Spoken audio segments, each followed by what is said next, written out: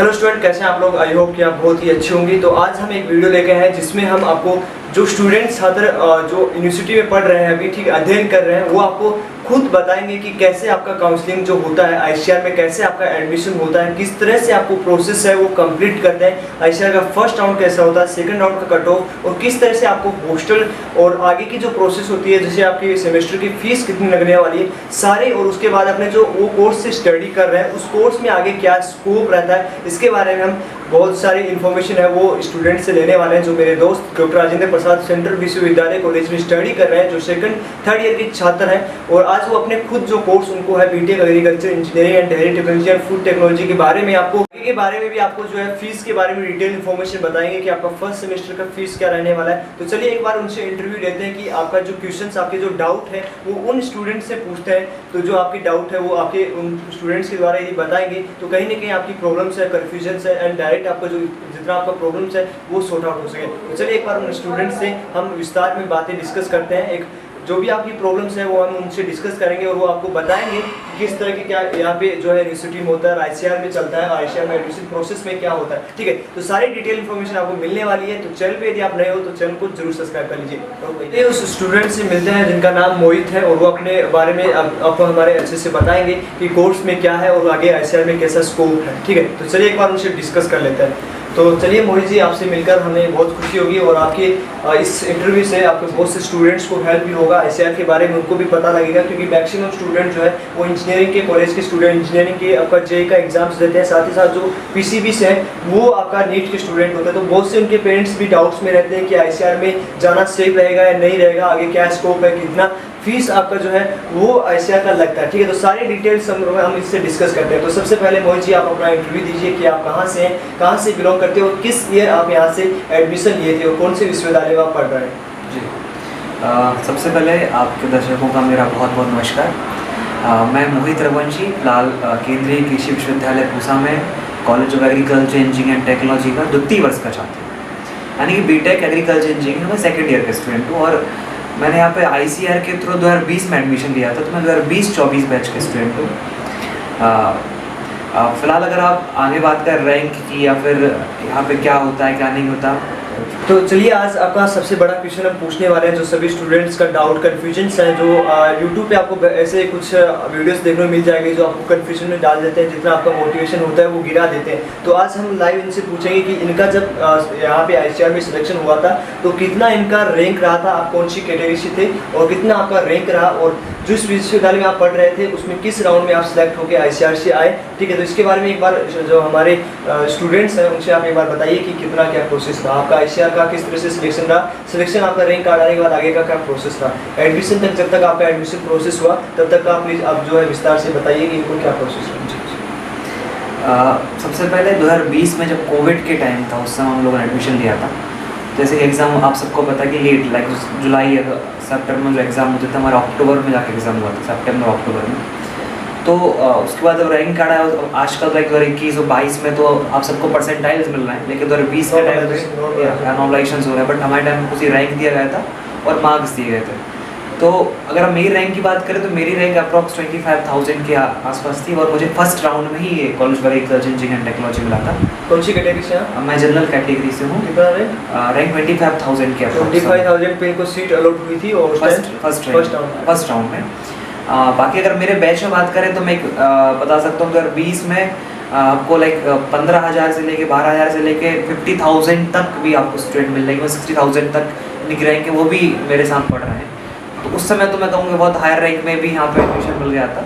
हाँ, लेकिन अब समय के साथ थोड़ा रैंक कम हो रही है। लाइक लास्ट जो मेरे जूनियर्स हैं, अगर आप उनसे बात करेंगे तो आपको ध्यान है कि रैंक 15,000, 20,000, 25,000 तक ही आपको एडमिशन मिल पा रहा है। बाकी प्रोसेस की बात करें तो सबसे पहले रैंक कार्ड आया, उसके बाद फिर काउंसलिंग हुई, तो हमको चॉइस फिलिंग करनी थी। तो मुझे लगता है कि चॉइस फिलिंग थोड़ा क्रिटिकल इशू होता है, क्योंकि स्टूडेंट्स को इस चीज़ पे ध्यान देना चाहिए कि वो साइबर कैफे से ज़्यादा काउंसलिंग करवाते हैं। तो जो आपका 54 कॉलेज का जो चॉइस प्रेफरेंस रहता है वो सही तरीके से आप जो नहीं कर पाते उससे उनको।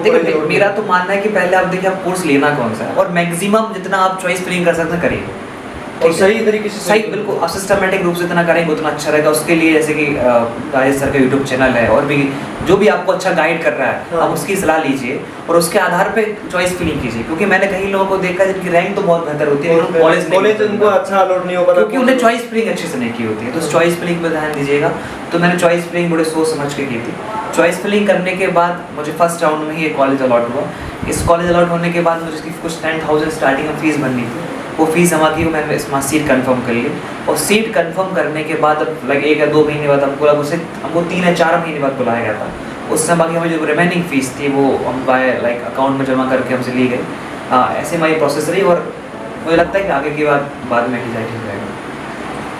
से अगला क्वेश्चन पूछते हैं जो सभी पेरेंट्स का और सभी स्टूडेंट्स का डाउट होता है कि एडमिशन जैसे आपको सीट अलॉट होता है एशिया के द्वारा आपके पास अलॉटमेंट लेटर आता है। अलॉटमेंट लेटर आने के बाद आगे की जो आपको कॉलेज में जब बुलाया जाता है तो किस तरह से आपका फीस प्रोसेस कंप्लीट होता है। जैसे आपने बताया कि 10,000 फीस हमसे ली गई ऑनलाइन मोड में लिया गया तो आपका उसके बाद आपको हॉस्टल कैसे अलॉट होता है, साथ ही साथ आपको जो है आगे की प्रोसेस हॉस्टल में क्या क्या सुविधाएं मिलती है, खाना कैसे रहता है और आपके यहाँ पे क्लासेस जो होती है ठीक है कितने महीने बाद आपका क्लासेस स्टार्ट हो गया था। जैसे कि अभी आपका जो स्टूडेंट्स का चल रहा है काउंसलिंग प्रोसेस चलने वाला है। अभी आपका जो है अब स्कोर कार्ड रिलीज हो चुका है, अभी रैंक कार्ड भी आपका जल्द जारी हो जाएगा। उसके बाद का जो प्रोसेस होता है सभी स्टूडेंट्स आपने एडमिशन लिया, एडमिशन लेने के कितने दिन बाद जैसे आपको सीट अलॉटमेंट आया एशिया के द्वारा सीट अलॉट हुई तो उसके कितने दिन बाद आपको जो है यहाँ पे क्लासेस के लिए बुलाया गया, कैसे आपकी जो है क्लासेस चलती है, कैसे आपकी पढ़ाई होती है और हॉस्टल में कैसा माहौल होता है। जैसे आप जो स्टूडेंट नीट के हैं तो अच्छे माहौल में क्या नीट भी पढ़ सकते हैं साथ साथ में, क्योंकि काफ़ी स्टूडेंट ऐसे भी होते हैं जो अपने साथ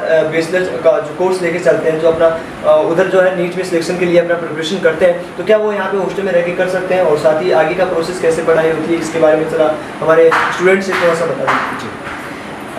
मैं अगर सबसे पहले बात करूँ फीस का स्ट्रक्चर कैसा है, फीस कैसी है, तो जैसे कि मैंने बताया कि 10,000 जो सिक्योरिटी मतलब सीट रेंट आप जैसे कह सकते हैं हमसे लिया गया। उसके बाद रिमेनिंग फीस होती है वो हमको लाइक जब कॉल आया तो उससे लाइक 10 दिन पहले हमको भरनी थी।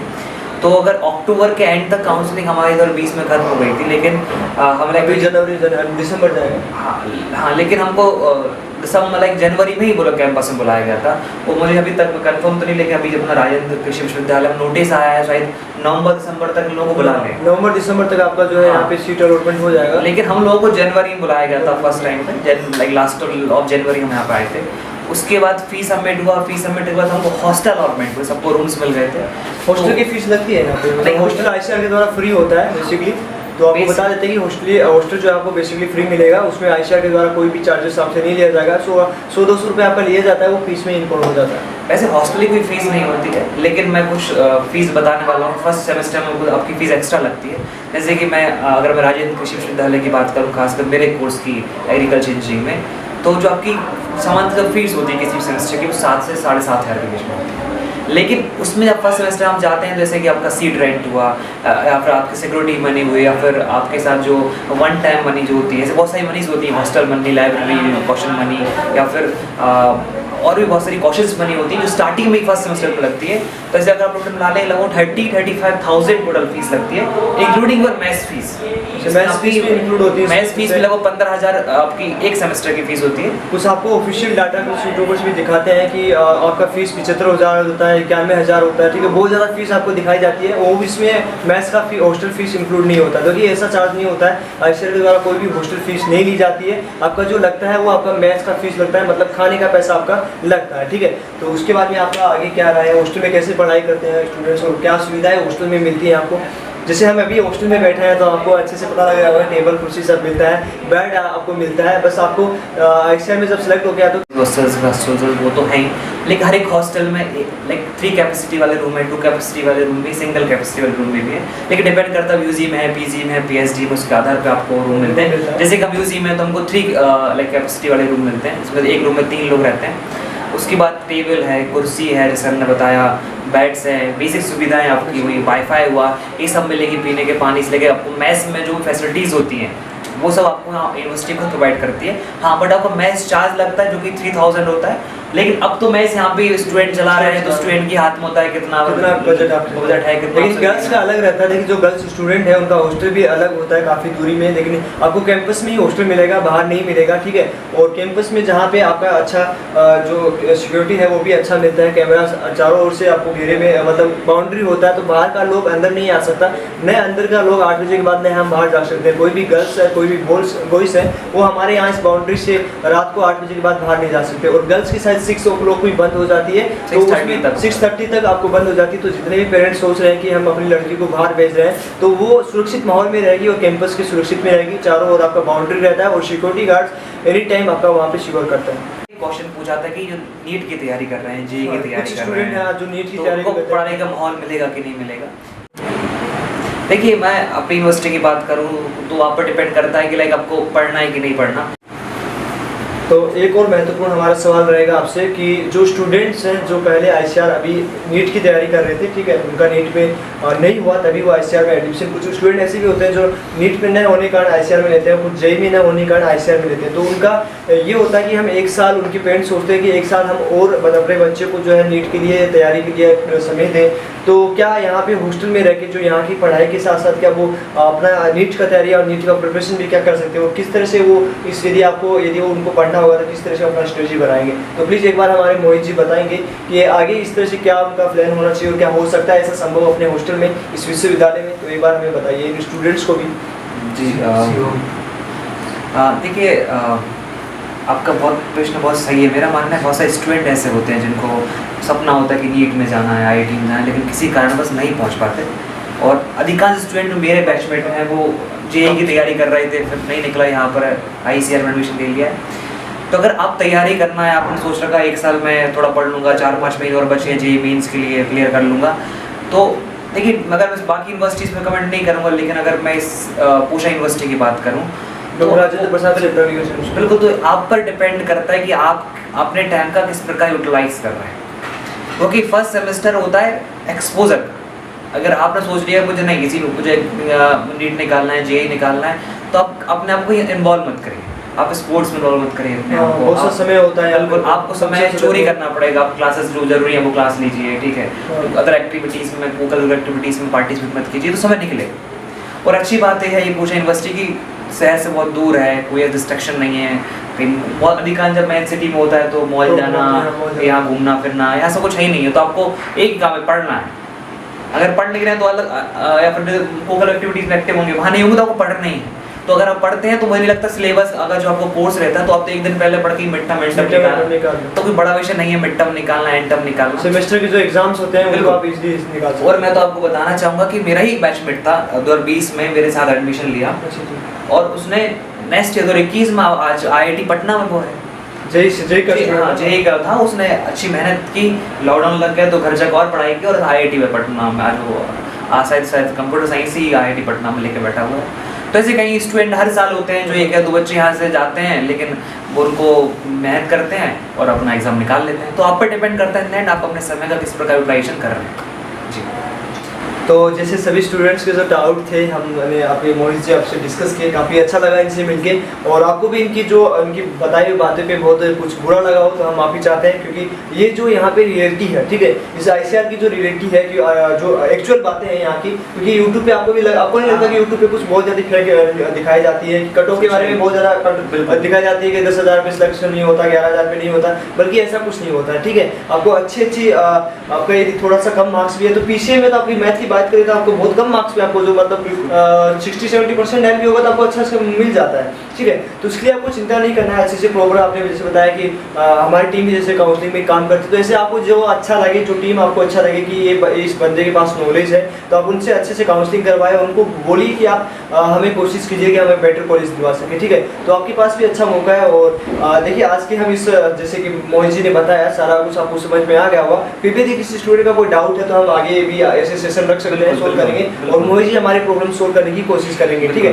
तो चलिए अब हम स्टूडेंट में से है, ये भी आपके डॉक्टर राजेंद्र प्रसाद के हैं और हम भी डॉक्टर राजेंद्र प्रसाद के, लेकिन हमारा डिपार्टमेंट अलग अलग है, बट हम एक दोस्त की तरह रहते हैं, एक यूनिटी की तरह रहते हैं, एक दूसरे का हाथ बटाते हैं, पढ़ाई का हो चाहे यहाँ के फंक्शंस हो, यहाँ के कल्चर हो, जो भी हो, हर एक चीज में सहयोग में एक दूसरे का सहयोग करते हैं। और अलग अलग स्टेट से अलग अलग जात पात भी यहाँ नहीं चलता है, कुछ देखा होगा कुछ ऐसा स्टूडेंट लाइफ में ऐसा कुछ नहीं इशू नहीं होता है, बिल्कुल ऐसा कोई इशू नहीं होता है, स्टूडेंट लाइफ में ऐसा कोई इशू नहीं चलता है, एक दोस्त की तरह और एक मतलब कि एक यूनिटी की तरह रहते हैं और कोशिश करते हैं कि हर बंदा यहाँ पे जो है अलग अलग IIT में जाए या जो भी अपना फील्ड है उसमें बेटर करे। तो ठीक है, तो हमारे सभी पेरेंट्स से यही कहना होगा, लास्ट मैसेज हमारा यही है कि कोई जो कोई मतलब नॉलेज नहीं होता है वो आपको नॉलेज देते हैं, ठीक है, तो उनसे एक बार आप पूछ सकते हैं कि आपने क्या उसके बारे में स्टडी किया। यदि विदाउट आप स्टडी किसी से नॉलेज ले रहे हो तो वो नॉलेज आपके लिए भी बेकार होगा और आपके शायद ऐसा डिसीजन यदि आप किसी का सुन के लेते हो तो वो आपका लाइफ में भी टर्न पॉइंट नहीं होगा, आप अच्छे की तरफ नहीं जा रहे हो, ठीक है। तो कहीं ना कहीं अपने बच्चों को अच्छी जगह भेजिए और अच्छी स्टडी के लिए आप जो है प्रेरित कीजिए। हमारे पेरेंट्स से हमें यही होगा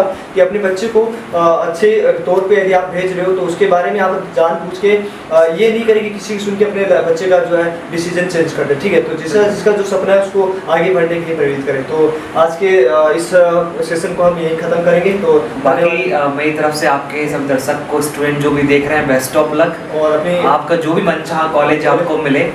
हमारे भी दुआ रहेगी। बिल्कुल, हम चाहते हैं आपको जो भी कॉलेज आप चाहते हो मिले, फिर अगर नहीं भी मिलता हताश नहीं हो, अगले साल आप जहाँ भी जाएंगे बेहतर करेंगे, अच्छा करेंगे। हम भी स्टूडेंट हैं, आप बिल्कुल 1 बजे के 00:56 1 बजने वाला है सेशन में हम ये लाइव शूट किए हैं, ठीक है, और लगभग रात का 1 बजे और सुबह में क्लासेस भी करनी है, ठीक है। तो बहुत से फंक्शन, लेकिन आपके लिए हमें मेहनत करनी पड़ती है क्योंकि मिसगाइड हम चाहते हैं कि भाई आपको मिसगाइड नहीं करें, ठीक है, क्योंकि एक होता ना कि हमें बुरा लगता है कि यार हम एग्रीकल्चर से हैं और हमारे जो स्टूडेंट्स हैं, हमारे जो जूनियर्स हैं, ठीक है, और हमारे जो पेरेंट्स हैं, आपके पेरेंट्स हैं, हमारे भी पेरेंट्स हैं, तो उनको भी इस चीज का नॉलेज होना चाहिए कि अपना बच्चा जहाँ जा रहा है वहाँ सुरक्षित है, ठीक है। तो हमें रात भर दिन भर रात भर ऐसे ही मेहनत करेंगे आपके लिए और अच्छी नॉलेज आपको प्रोवाइड करवाएंगे, ठीक है। और चैनल पे आप एक्टिव रहें, ठीक है, जितना भी आपको सेशन दिए जाते हैं वो पॉजिटिव दिए जाएंगे। और हमारे साथ जैसे मोहित जी हैं, ऐसे हमारे कुछ दोस्त और भी होंगे जो आपको अलग अलग जो कल्चर है, जैसे कि आप ये बीटेक के बारे में बताएं, जैसे हॉर्टिकल्चर के बारे में बात करेंगे, BSc एग्रीकल्चर के बारे में बात करेंगे, और भी जो कोर्सेस है उसके बारे में हम आपको डिस्कस करेंगे कि कॉलेज के बारे में आगे की क्या प्रोसेस होती है। तो चलिए आज के हमारे